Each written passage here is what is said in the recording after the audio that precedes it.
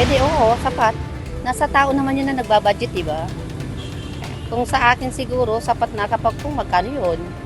At nagpapasalamat na rin ako, natanggap ako. Tingin ko kulang eh. Benepisyo. Kasi lalo pag may mga anak, solo parent pa. Diba, nagkasakit. Kulang sa gamot. Yung mga binibigay na, diba, ayuda. Kulang talaga. Kulang na kulang.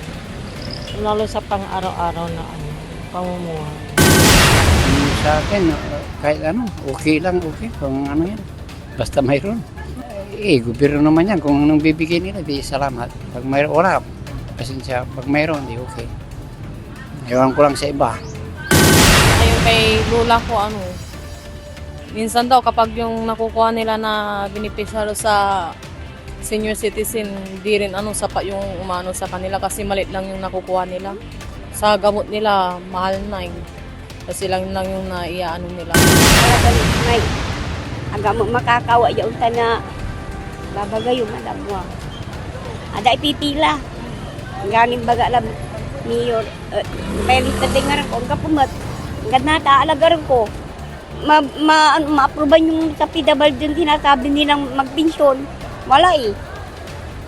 Sabi nga nila doon sa amin, ikaw, ilan ang nakukuha mo? Nakukuha?